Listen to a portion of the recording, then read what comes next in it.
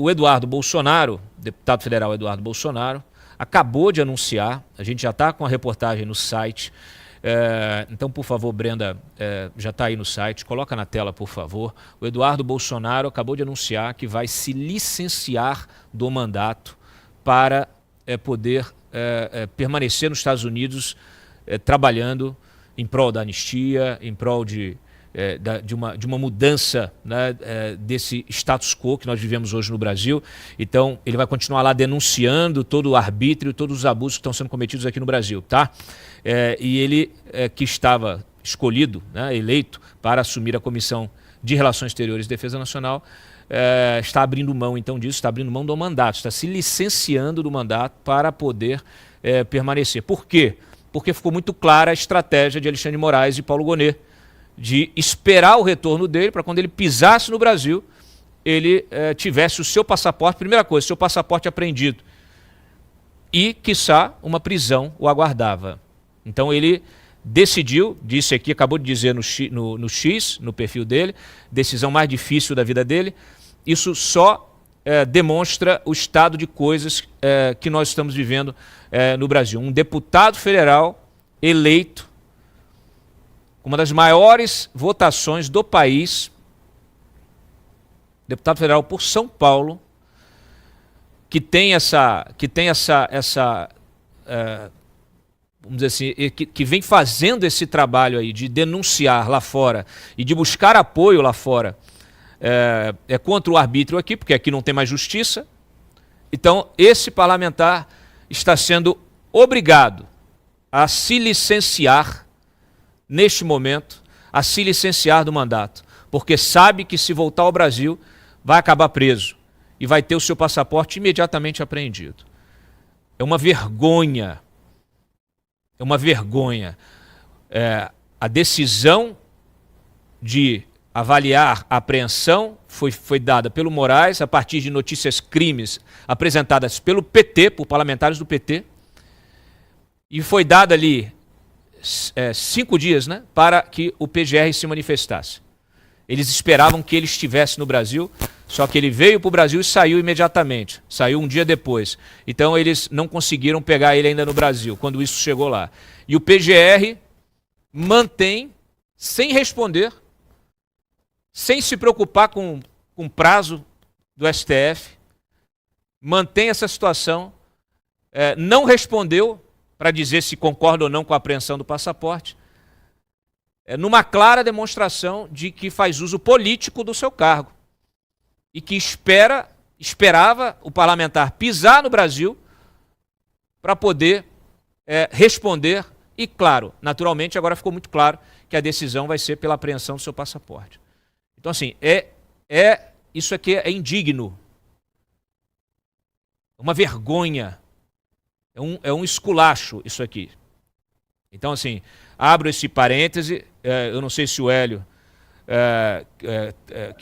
que acompanha isso de muito perto, que também fez denúncias ao enviado especial da EA, quer comentar, Hélio? Eu não vou, naturalmente, desgastar o professor que veio aqui para um outro tema, com esse tema, mas eu queria saber, se você quiser, Hélio, faz um comentário, a gente depois fecha aqui e volta para a nossa temática do programa, por favor.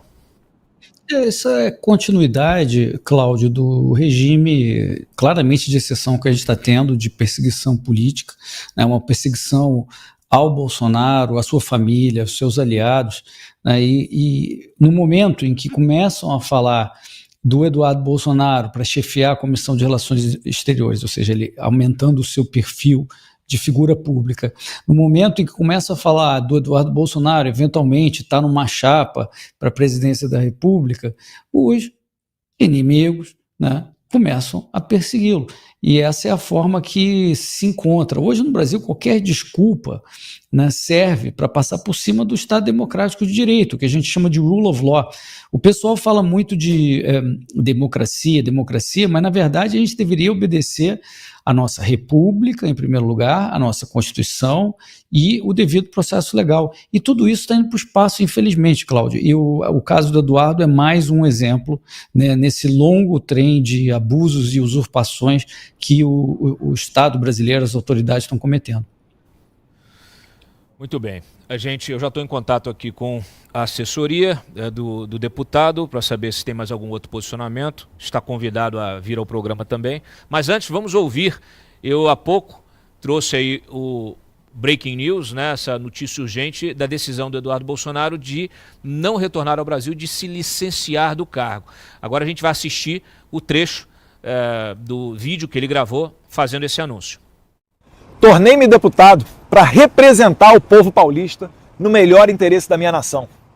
O que o ministro da Suprema Corte, Alexandre de Moraes, e os seus cúmplices estão tentando fazer é usar justamente o meu mandato como cabresto, como ferramenta de chantagem e coação do regime de exceção, como instrumento para me prender e impedir que eu represente os melhores interesses para o meu país. Seria mais confortável ficar quieto, recebendo um excelente salário e fingindo defender os paulistas e meus irmãos brasileiros do que enfrentar esse sistema covarde e desumano. Mas eu não aceitei esse chamado para ter conforto ou comodidade. Eu aceitei esse chamado para defender os valores da nossa civilização. Aceitei essa vocação como um compromisso não só com a minha família e a minha nação, mas como uma aliança com Deus, um voto de lealdade que apenas um homem com caráter e fé pode entender. Não irei me acovardar, não irei me submeter ao regime de exceção e os seus truques sujos. Assim sendo, da mesma forma que eu assumi o mandato parlamentar para representar a minha nação, eu abdico temporariamente dele, para seguir bem representando esses milhões de irmãos de pátria que me incumbiram dessa nobre missão.